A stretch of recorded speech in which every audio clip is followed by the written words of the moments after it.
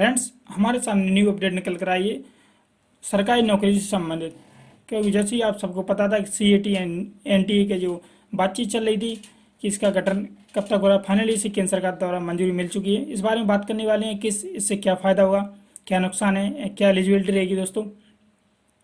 Banking sector, SSC sector, railway sector की जो तो एक बार बार एग्जाम नहीं देना पड़ा, इस चक्कर में MP गवर्नमेंट ने एजेंसी शुरू की है NTA के नाम से। इसमें क्या क्या प्रोसेस है सारी जानकारी बताने वाले। अगर आप हमारे चैनल पर न्यू हो तो चैनल को सब्सक्राइब करना ना भूलें दोस्तों, कि जिससे कि आने वाली हर अपडेट आप तक पहुंचती रहेगी। राष्ट्रीय भर्ती एजेंसी मध्य प्रदेश में CET यानी कॉमन एलिजिबिलिटी टेस्ट स्कोर के आधार पर मिलेगी सरकारी नौकरी। CET के स्कोर के आधार पर राज्य में सरकारी नौकरी देने वाला पहला राज्य बना। फाइनली दोस्तों मंजूरी मिल चुकी है। राज्य के युवाओं के राज्य में सरकारी नौकरियों के लिए नहीं देनी हुई कोई अलग से परीक्षा। बुधवार को केंद्रीय मंत्रिमंडल ने दी नेशनल रिक्रूटमेंट एजेंसी यानी NRA के गठन को मंजूरी मिली है। इसमें फ्रेंड्स मध्य प्रदेश के सरकार नेशनल रिक्रूटमेंट एजेंसी NRA द्वारा होने वाली कॉमन एलिजिबिलिटी टेस्ट यानी CET में मिले उसके आधार के युवाओं को सरकारी नौकरी की पेशकश की। इस बारे में मुख्यमंत्री शिवराज सिंह चौहान ने गुरुवार को कहा है कि प्रदेश में लोगों को जीवन को बेहतर और कुशल बनाना हमारी प्राथमिकता है। यानी फ्रेंड्स अब जो CET का एग्जाम हुआ इसके आधार पर आप लोगों को नौकरी दी जाएगी, जो भी कैंडिडेट गवर्नमेंट जॉब की तैयारी कर रहे हैं। इसमें अलग से कोई भी परीक्षा नहीं होगी। अब यहाँ पर सिलेक्शन राज्य में नहीं होगी कोई अन्य परीक्षा है। उन्होंने कहा कि मध्य प्रदेश देश का पहला राज्य है जिसने NRA स्कोर के आधार पर राज्य के युवाओं को सरकारी नौकरी देने का अभूतपूर्व निर्णय लिया है। अन्य राज्य भी अपने बेटे बेटियों को राहत देने के लिए इसका अनुसरण कर सकते हैं। और जो मेन पॉइंट है फ्रेंड्स यहाँ पे मेंशन है, राज्य के युवाओं को राज्य में सरकारी नौकरी के लिए कोई भी अलग से परीक्षा नहीं देनी होगी। केंद्र सरकार ने दोस्तों इसको मंजूरी दे चुकी है।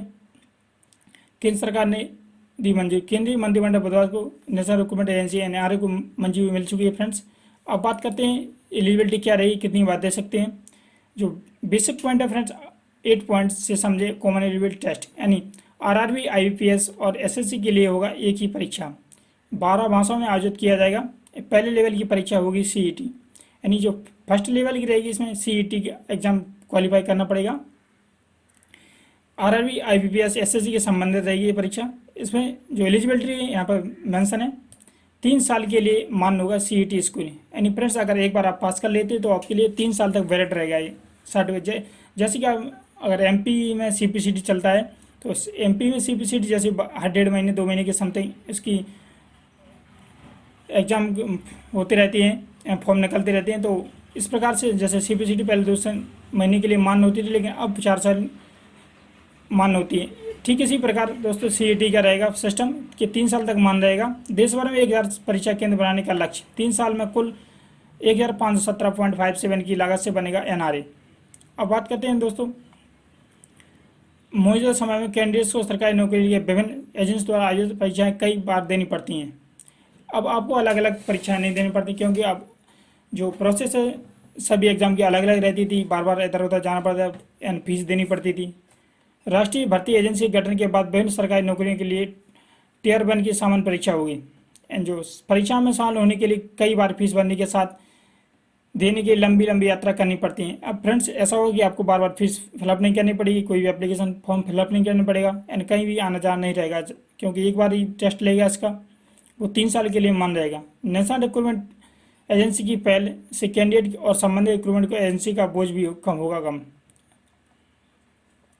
जो मेन फैक्ट है फ्रेंड्स वही मैं आपको बता रहा हूँ कि पढ़ने के लिए तो काफ़ी आप दैनिक भास्कर से पढ़ सकते हैं। कॉमन एलिजिबिलिटी टेस्ट की सुरक्षित होगी पारदर्शिता। सिलेक्शन प्रोसेस में लगने वाली समय में आएगी कमी। 117 आकांक्षी जिले समेत हर जिले से कम एक परीक्षा केंद्र होगा। ग्रामीण इलाकों में रह रही महिलाओं को वंचित उम्मीदवारों को मिल सकेंगे बेहतर अवसर। दोस्तों आई होप आपके लिए इन्फॉर्मेशन काफ़ी पसंद आई होगी। लाइक करें, शेयर करें, जैसे आने वाली हर अपडेट आप तक पहुँचती रहेगी एजुकेशन संबंधित एंड MP गवर्नमेंट योजना संबंधित।